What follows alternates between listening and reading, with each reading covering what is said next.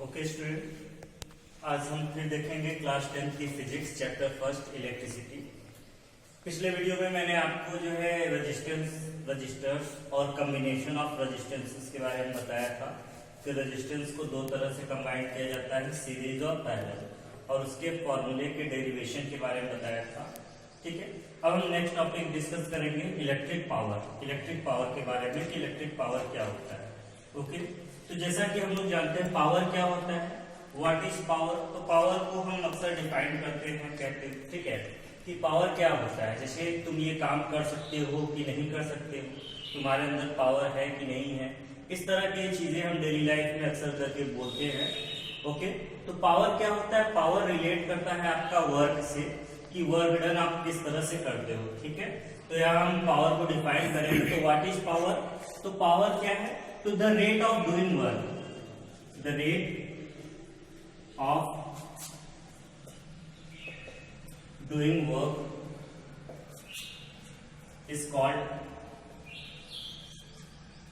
power. ठीक है, the rate of doing work is called power. ठीक है, वर्क करने के रेट को हम क्या कहते हैं, पावर कहते हैं। ठीक है, तो पावर क्या होता है, आपका वर्किंग रेट को कहा जाता है कि पावर क्या है। पावर के को हम जब लिखते हैं तो इसको पी सिंबल के द्वारा रिप्रेजेंट करते हैं। ठीक है, पी सिंबल के द्वारा रिप्रेजेंट करते हैं। पावर इक्वल टू फार्मूला क्या हो जाएगा, तो पावर इक्वल टू होता है the rate of doing work. तो किसी चीज के रेट को निकालने के लिए मैंने आपको बताया है कि रेट को निकालने के लिए जब किसी चीज को हम टाइम से जब डिवाइड कर देते हैं तो वो क्या करता है, उसके रेट को रिप्रेजेंट करता है। तो यहाँ पर देखिए पावर इक्वल टू क्या हो जाएगा, रेट ऑफ डूइंग वर्क है। तो यहाँ हमने वर्क को टाइम से डिवाइड कर दिया, तो ये हमारा फॉर्मूला बन गया power equal to work upon time. अब हम जानते हैं कि पावर को पी से रिप्रेजेंट करते हैं, तो p equal to work done को डब्ल्यू से और टाइम को टी से। तो फॉर्मूला हमारा भी बन गया ये पी इक्वल टू डब्ल्यू अपॉन टी। ठीक है, तो ये आपका पावर का फॉर्मूला होता है। यहाँ वर्क डन की यूनिट देखें तो वर्क डन का यूनिट क्या होता है, वर्क डन का क्या होता है जूल, और टाइम का क्या होता है सेकेंड। तो इसका यूनिट क्या हो जाएगा, जूल पर सेकेंड। ठीक है, तो ये पावर का यूनिट क्या हो जाएगा, जूल पर सेकेंड। अब चूंकि ये पढ़ने में बड़ा थोड़ा सा पड़ता है, इसलिए पावर की एसआई यूनिट जो होती है हम जूल पर सेकेंड ना लिखकर एसआई यूनिट के तौर पे देखें तो इसका एसआई यूनिट क्या होता है, वाट। ठीक है, तो पावर का एसआई यूनिट क्या हो जाएगा, वाट। ठीक, इसको हम जूल पर सेकेंड बोलते हैं। तो हम इसको लिख सकते हैं 1 watt equal to 1 joule per second. ठीक है, तो इस तरह से हम 1 watt equal to 1 joule per second, power की एसआई यूनिट आपकी वाट होती है, इसे जूल पर सेकेंड के रूप में भी लिखा जाता है। ठीक है, तो ये था हमारा पावर के बारे में। और एनदर यूनिट देखें तो एनदर यूनिट क्या होता है, अब वाट को शॉर्ट में 1 डब्ल्यू सिंबल के द्वारा वाट को रिप्रेजेंट किया जाता है। ठीक है, एनदर यूनिट पावर की देखें तो पावर की एनदर यूनिट क्या होती है, किलोवाट। किलोवाट क्या होता है, तो किलोवाट 1 किलोवाट, किलोवाट को केडब्ल्यू से लिखते हैं, तो 1 किलोवाट इक्वल टू हो जाता है 1000 वाट। ठीक, तो इस तरह से पावर की लार्जर यूनिट क्या हो जाएगी, किलोवाट, और ठीक है एसआई यूनिट क्या हो जाती है, वाट हो जाती है। अब पावर्स के रिलेटेड और भी कई सारे फॉर्मूले होते हैं, कई तरीके से इसे रिप्रेजेंट किया जाता है। जैसा कि ये पावर पी है तो हम जानते हैं पावर इक्वल टू क्या, डब्ल्यू इक्वल टू क्या होता है, तो डब्ल्यू इक्वल टू हमने पढ़ा है, डब्ल्यू इक्वल टू क्या हो जाएगा, तो डब्ल्यू इक्वल टू होता है क्या, क्यू इंटू वी। डब्ल्यू equal to q into v, क्यों, क्योंकि हमने पीछे पढ़ा था वो पोटेंशियल वी इक्वल टू क्या, डब्ल्यू अपॉन क्यू। तो डब्ल्यू इक्वल टू क्या हो जाएगा, क्यू इंटू वी हो जाता है। अब हम क्यू की बात करें तो क्यू क्या होता है, ठीक है, तो क्यू क्या हो जाएगा, क्यू की वैल्यू जो होती है क्यू, तो हम जानते हैं करंट आई इक्वल टू होता है क्यू अपॉन टी। तो क्यू इक्वल टू निकालेंगे तो क्यू इक्वल टू हो जाएगा क्या, आई इंटू टी, और v equal to Ohm's law से वी इक्वल टू क्या होता है, आई इंटू आर। तो जब यहां से हम क्यू और वी इस, ठीक है, तो यहां से इसकी वैल्यू हम यहाँ पे रखेंगे तो पावर इक्वल टू और भी फॉर्मूले बन जाते हैं। पी इक्वल टू क्या हो जाएगा, तो यहां से देखेंगे तो क्या हो जाएगा, क्यू वी अपॉन टी। अब क्यू अपॉन टी को हम क्या लिख सकते हैं, क्यू अपॉन टी को यहां से आई लिख सकते हैं, तो ये हो जाएगा P equal to V into I. ठीक है, तो पावर का एक ये फॉर्मूला हो जाता है वी इंटू आई। ठीक, अब v इक्वल टू क्या होता है, तो यहाँ हम देखते हैं v इक्वल टू क्या होता है i इंटू आर, तो इसको इस फॉर्म में भी लिख सकते हैं p इक्वल टू v की जगह i into r into i, तो ये हो जाएगा p equal to I square r. ठीक, तो ये भी एक हमारा फॉर्मूला हो जाता है। तो पावर का फॉर्मूला एक यहाँ पर है, एक ये है, एक ये है। इसी तरह से और भी दूसरे फॉर्म में लिखें तो यहाँ अब r की वैल्यू हम देखें तो r की वैल्यू क्या हो जाएगी, तो अगर यहीं से हम r की वैल्यू निकालें तो r इक्वल टू हो जाता है क्या v अपॉन आई, तो यहाँ पर हम रखेंगे तो p इक्वल टू हो जाएगा क्या i स्क्वायर r की जगह v। अच्छा, ये तो आपका फिर से यही फॉर्मूला बन जाएगा p equal to v into I. ठीक है, तो ये पावर के डिफरेंट फॉर्मूले हैं। इन डिफरेंट फॉर्मूले में हम वैल्यू रखकर अलग अलग तरीके से न्यूमेरिकल में जैसी हमें रिक्वायरमेंट होगी उस तरह से इस फॉर्मूले का इस्तेमाल किया जाता है। ओके, तो ये था आपका पावर और पावर से रिलेटेड फॉर्मूले। न्यूमेरिकल में हम किस तरह से फॉर्मूले को यूज करेंगे, तो जैसा वैल्यू दिया होगा न्यूमेरिकल में उसी के अकॉर्डिंग हम फॉर्मूले को रखकर निकाल लेंगे। ओके, तो ये था आपका पावर। अब पावर से रिलेटेड एक और टॉपिक होता है एनर्जी। ठीक है, तो हम नेक्स्ट टॉपिक डिस्कस करेंगे एनर्जी क्या होती है। ठीक है, तो एनर्जी क्या होती है, एनर्जी किसे कहते हैं, तो एनर्जी का मतलब होता है ऊर्जा। तो यहाँ पर हम एनर्जी किसे कहेंगे, तो जैसा कि हम जानते हैं कि जब भी हम वर्क डन करेंगे, जैसा कि मैंने बताया पावर क्या होता है the rate of doing work, तो यहाँ पर हम वर्क तो करते हैं, तो वर्क करेंगे तो यहाँ पर हमें कुछ न कुछ वर्क करने पर एनर्जी लॉस होगी।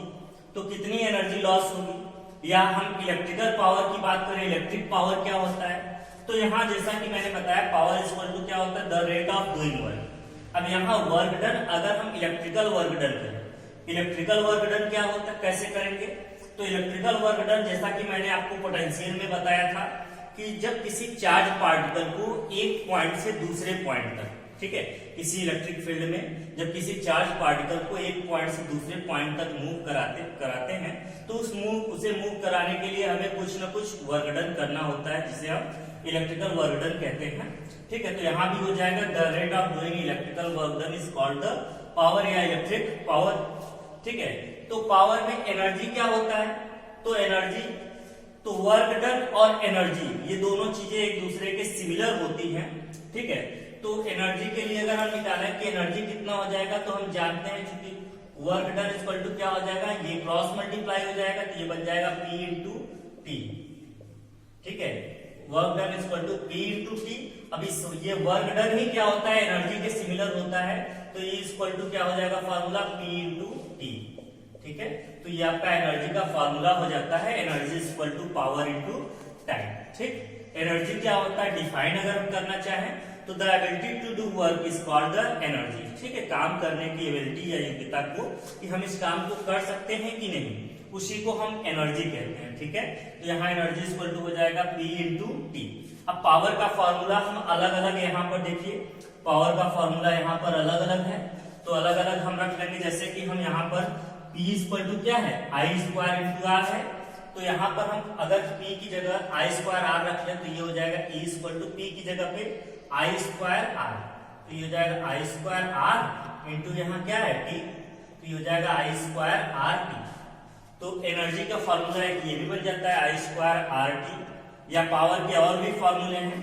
ठीक है, तो ये हम अलग अलग फॉर्मूले रखकर क्या करते हैं, यहाँ पर हम एनर्जी का भी अलग अलग तरीके से न्यूमेरिकल्स में इस्तेमाल कर लेते हैं। ओके, तो एनर्जी किसके डायरेक्टली प्रोपोर्शनल होता है, तो एनर्जी यहाँ पर देखिए किसी भी डिवाइस की इलेक्ट्रिकल जो एनर्जी होती है वो किन चीजों पर डिपेंड करता है, करंट, रेजिस्टेंस और टाइम पर। ठीक है, तो एनर्जी इज डायरेक्टली प्रोपोर्शनल, इसे हम ऐसे दिखा सकते हैं कि E is directly proportional to I square. Okay, तो एनर्जी क्या होता है, जैसे कि हम इलेक्ट्रिकल डिवाइसेस हमारे अलग अलग तरीके के होते हैं, जैसे फैन हो गया, टेलीविजन हो गया, ठीक है, रेफ्रिजरेटर हो गया, इस तरह से कई इलेक्ट्रिकल डिवाइसेस होते हैं।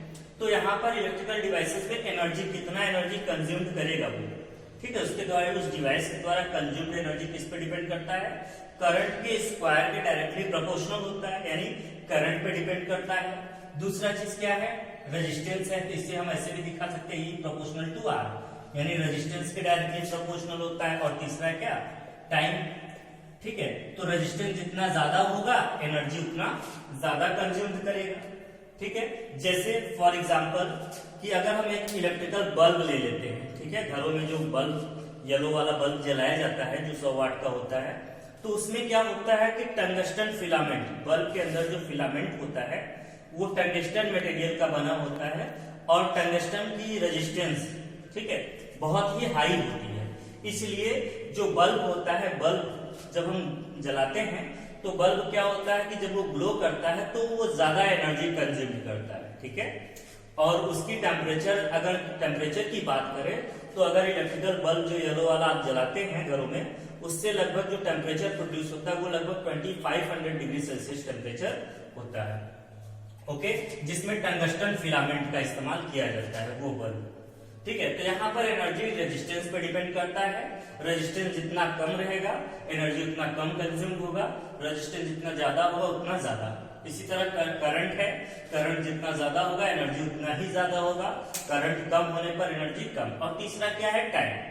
ठीक है, तो इलेक्ट्रिकल डिवाइसेस है, हम जितनी देर ज्यादा देर तक उसे रन कराएंगे वो उतना ज्यादा एनर्जी कंज्यूम करेगा, जितने शॉर्ट टाइम के लिए रन कराएंगे उतना कम वो रन करेगा। ठीक है, कम एनर्जी एब्जॉर्ब करेगा।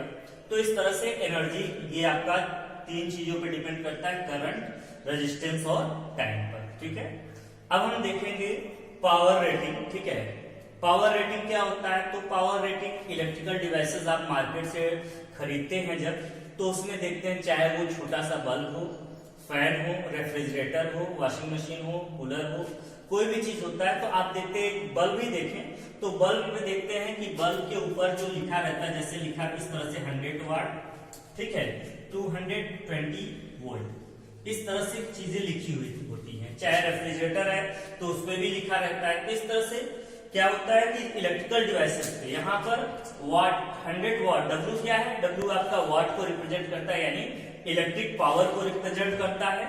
और वी क्या है, तो वी आपका ये पोटेंशियल को रिप्रेजेंट करता है। ठीक है, तो उसी तरह इलेक्ट्रिकल डिवाइसेस में उसके पोटेंशियल और, ठीक है, और पावर को रिप्रेजेंट करके या उस पर जो है दर्शाया जाता है।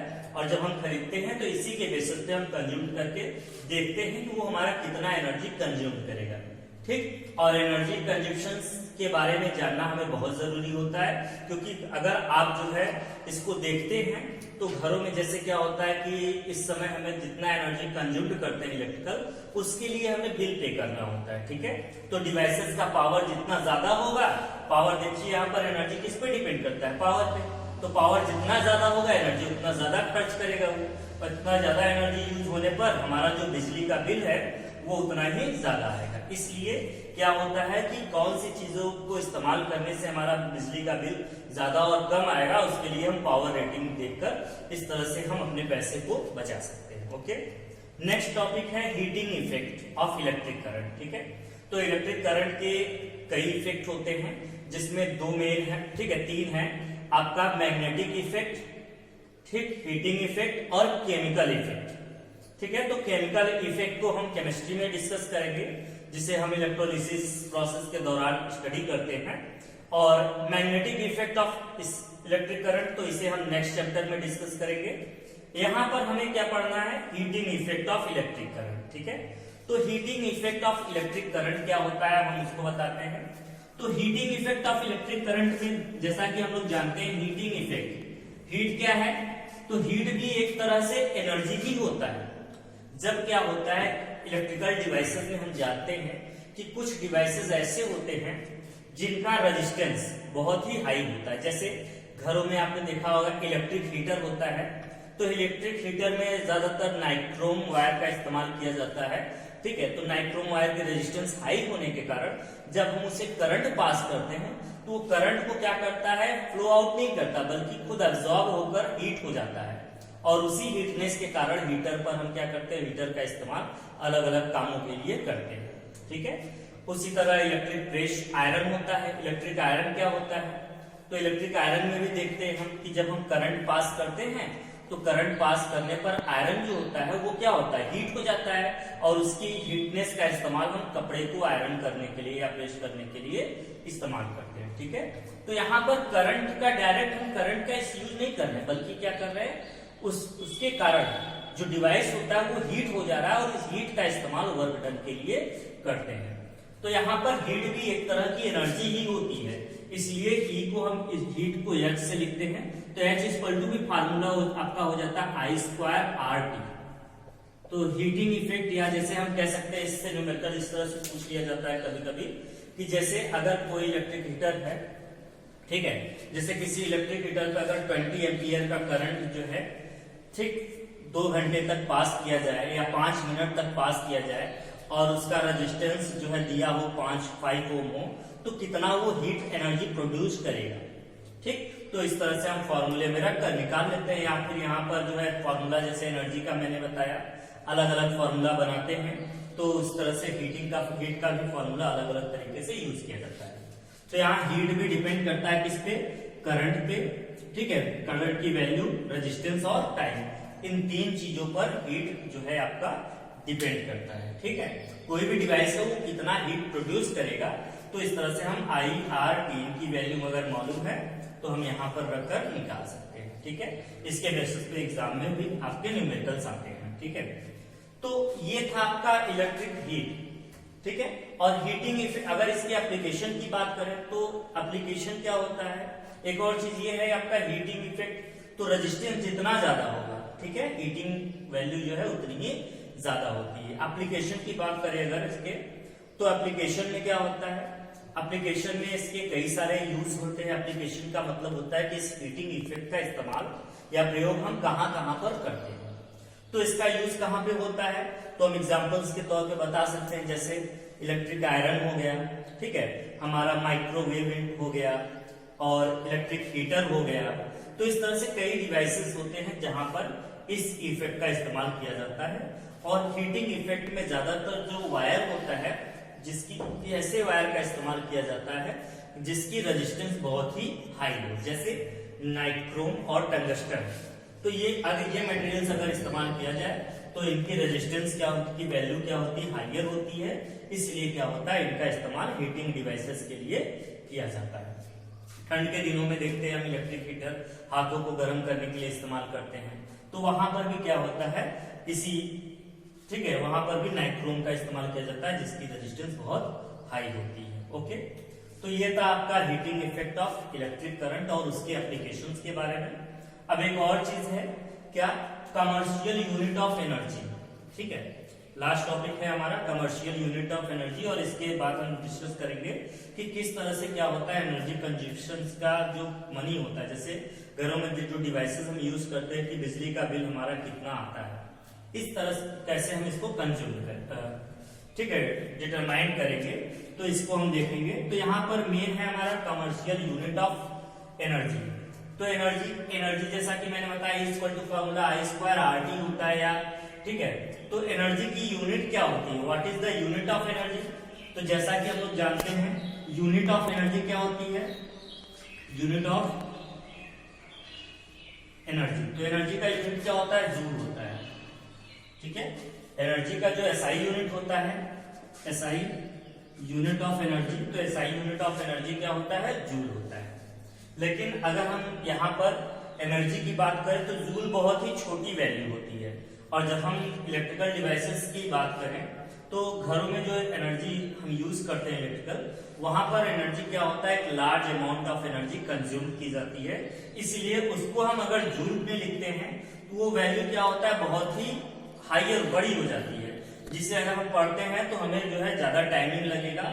और हमने एक टॉपिक पढ़ा था साइंटिफिक नोटेशंस, कि किसी फिजिक्स में या साइंस में जो वैल्यू होते हैं उन्हें जितना ज्यादा से ज्यादा शॉर्ट फॉर्म में लिखा जाए उतना ही वो अच्छा होता है। ठीक है, तो यहाँ पर एनर्जी की चूंकि जूल एक लार्जर यूनिट हो जाएगी, इसलिए एनर्जी का यूनिट जो होता है कमर्शियल यूनिट के तौर पे हम एनर्जी को किलोवाट आवर, ठीक है, तो किलोवाट आवर का इस्तेमाल करते हैं। किलोवाट आवर क्या है, 1 किलोवाट आवर। ठीक है, तो किलोवाट आवर क्या है, इसे शॉर्ट में KWS से यूज करते हैं, लिखते हैं।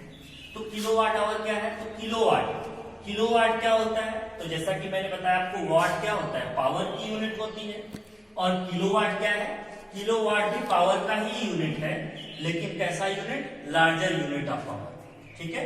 और आवर क्या है, आवर टाइम का इलेक्ट्रिकल एनर्जी जो यूज होता है घरों में, जो डिवाइसेस होते हैं वो घंटों तक चलते रहते हैं, इसलिए टाइम के यूनिट के लिए यहाँ पर आवर, ठीक है। तो एनर्जी का जो कमर्शियल यूनिट होता है, commercial unit of electrical energy is known as kilowatt hour, ठीक है। अब इसे हम डिटरमाइन करेंगे कि इसकी वैल्यू कितना होगा। तो हम जानते हैं 1 किलोवाट, इसको हम लिख सकते हैं 1 किलोवाट इंटू 1 आवर लिख सकते हैं। तो 1 किलोवाट क्या होता है, 1000 वाट के इक्वल होता है। और 1 आवर क्या होता है, 1 आवर, तो इसको हम लिख सकते हैं 1 आवर में 60 मिनट होता है, इंटू 60 का मल्टीप्लाई कर देंगे, क्या बन जाएगा, सेकेंड में हो जाएगा। तो ये हमारा कितना हो जाएगा, ठीक है, 36 लाख, ठीक, वाट सेकेंड, वाट इंटू सेकेंड, या इसी को हम क्या कहते हैं, जूल। तो ये देखिए इतना हो गया, या इसे हमको लिखते हैं इसको 3.6 इंटू 10⁶ जूल, ठीक है, ठीक। तो ये आपका 1 किलोवाट आवर की एनर्जी कितनी की वैल्यू क्या हो जाएगी, 3.6 इंटू 10⁶ जूल की। अब देखिए यहाँ पर इतने जूल को अगर 3.6 इंटू 10⁶ जूल, या इसी को हम बात करें 36 लाख जूल, इतनी ज्यादा एनर्जी होगी तो इसे हम क्या कहेंगे, 1 किलोवाट आवर, ठीक है। तो इसलिए क्या होता है, कमर्शियल यूनिट के तौर पे commercial unit of energy is known as kilowatt hour, ठीक है। और जिसे और शॉर्ट जो है मॉडर्नाइज कर दिया गया। अब इसे जो है हम बिजली के बिल के तौर पे देखें तो वहां पर क्या होता है, वहां पर भी किलोवाट आवर के रूप में या कहीं कहीं यूनिट करके लिखा होता है, यूनिट 1 यूनिट 2 यूनिट 500 यूनिट ऐसे करके लिखा होता है, ठीक है। तो यूनिट का मतलब क्या होता है, तो यहाँ पर यूनिट का मतलब होता है यही किलोवाट आवर, ठीक है। तो commercial unit of energy, electrical energy is known as kilowatt hour, ठीक। तो ये है। अब हम नेक्स्ट टॉपिक डिस्कस करते हैं थोड़ा सा न्यूमेरिकल्स, कि किस तरह से हम इसको कैलकुलेट करते हैं कि कितना हमारा जो है खर्च आएगा। जैसे सपोज दैट कि अगर जैसे हमारा कोई 100 वाट के, ठीक है, 100 वाट के 2 फैन हैं, ठीक, और 2 फैन हैं 100 वाट के, ठीक है, और 20 वाट के 5 बल्ब्स हैं, 5 बल्ब्स हैं जिनका पावर रेटिंग क्या है 20 वाट, और 100 वाट के 2 फैंस हैं, ठीक है। दोनों को हम क्या करते हैं, पर डे 5 घंटे तक चलाते हैं। दोनों को पर डे हम टाइम ले लेते हैं, तो टाइम कितना है 5 आवर। दोनों को पर डे 5 घंटे तक चलाते हैं, तो 1 महीने तक यानी 30 दिन तक इसको चलाने का बिल कितना हमारा आएगा। अगर रेट दिया हो आपका कि 4.60, ठीक है, रुपीज 4.60 आपका पर यूनिट पर, ठीक है, 4.60 रुपीज पर यूनिट के रेट से इसका बिल कितना हमारा आएगा 30 डेज, ठीक है। यहाँ हम 30 डेज के लिए निकालेंगे कि 30 डेज का बिल हमारा कितना आएगा। एक बार फिर मैं बता दूं आपको, 2 fans of power 100 watt and 5 bulbs of power rating 20 volts are used 5 hour per day, ठीक है। If the rate of electrical energy is rupees 4.60 per unit, then what is the cost of electrical energy for 30 days, ठीक है। तो 30 दिन के लिए electrical energy का cost कितना होगा, तो हम इसको एक न्यूमेरिकल्स के द्वारा देख लेते हैं। तो देखते हैं हम यहाँ पे, तो पहले एक दिन में देख ले हम कितना यूज होगा। तो 2 फैन है, 2 फैन से 100 वाट के, तो टोटल कितना हो जाएगा 200 वाट। तो यहां पर हो जाएगा पावर ऑफ 2 फैंस कितना 200 वाट हो गया, और 5 बल्ब्स है, पावर ऑफ 5 बल्ब्स अगर देखें तो एक बल्ब का पावर कितना है 20 वाट, तो 5 बल्ब का कितना हो जाएगा, तो 20 टोटल 5 बल्ब है, तो टोटल क्या हो जाएगा 100 वाट। यानी टोटल पावर कितना कंज्यूम हो रहा है 200 प्लस 100, यानी टोटल पावर कितना हो जाएगा,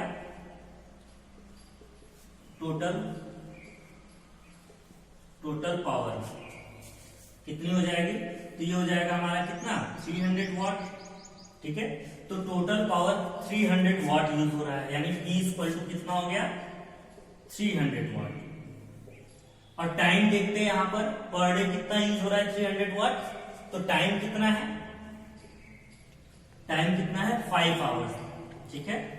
तो total energy, energy equal to क्या होता है P इंटू टी, तो एनर्जी यूज्ड इन 1 डे तो कितना हो जाएगा 300 इंटू 5, तो 3 5 15, तो ये हो जाएगा 1500, ठीक है, 1500 जूल या वाट आवर, ठीक। तो इतना एनर्जी पर डे यूज हो रहा है 1500 जूल पर डे, ठीक है। पर डे एनर्जी कितना यूज हो रहा है 1500 जूल। अब हमने बात किया किसका 30 डेज तक के लिए, तो 1500 यूज हो रहा है कितना 30 डेज, तो total energy consume, total energy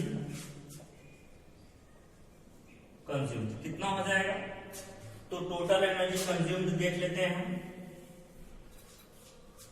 तो टोटल एनर्जी कितनी हो जाएगी, ठीक है। तो टोटल एनर्जी कितना हो जाएगा 1500 है यार ये, और इनटू कितने डेज के लिए 30 डेज के लिए, तो कितना हो जाएगा 15 3 जा 45, ये 1000, ठीक है। तो 45,000। यहाँ पर देखिए अब एक और चीज, ये क्या था वाट जूल, ठीक है, वाट, और ये टाइम क्या है आवर, ठीक। तो ये यहाँ पर हमने पावर को वाट में लिया है, ठीक है, तब आपका इतना है। लेकिन यहाँ पर अब देखिए, ठीक है, आपका ये क्या दिया है यूनिट के फॉर्म में, जो आपका टोटल का रेट है इलेक्ट्रिसिटी का वो क्या है यूनिट। यूनिट हम कब यूज करते हैं जब हमारा पावर क्या हो वाट में न होकर क्या हो जाता है किलोवाट में हो जाता है। कभी कभी गलतियां हम लोग यही करते हैं, इसलिए मैंने आपको ये इस तरह से लगा के दिखाया कि जल्द में या एक्साइटमेंट में हम क्या करते हैं कि पावर को चेंज करना भूल जाते हैं। तो चेंज करना अगर भूल जाएंगे तो वैल्यू आपका इसी तरह से थोड़ा सा चेंज हो जाता है। इसलिए मैंने आपको कभी कभी जो ज्यादातर गलतियां होती हैं उसी को बताने के लिए इस तरह से मैंने लगाया, ठीक है। तो आपका यहाँ पर ये विशेष तौर पे ध्यान देंगे कि जो आपका रेट है कास्ट, ठीक है, वो किस फॉर्म में दिया हुआ है। तो यहाँ चूंकि ये यूनिट है तो यहाँ हम इसको चेंज कर लेंगे, वाट में ना चेंज करके इसको हम क्या करेंगे किलोवाट में अगर करें तो किलोवाट के 1000 से डिवाइड कर देंगे इसे, तो ये हो जाएगा क्या 0.3 किलोवाट, ठीक है।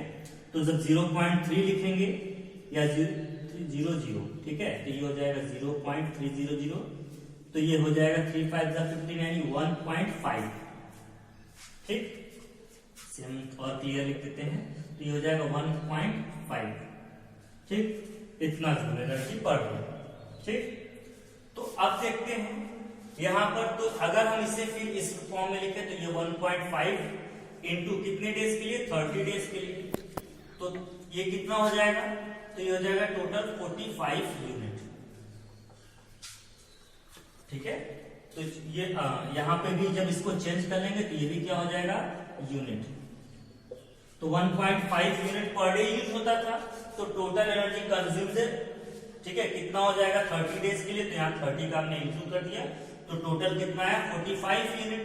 अब हम जानते हैं कि एक यूनिट का कास्ट कितना है 4.60 रुपीज, तो यहाँ निकालेंगे total cost of energy. Energy की जगह हम इलेक्ट्रिकल एनर्जी भी यूज कर सकते हैं।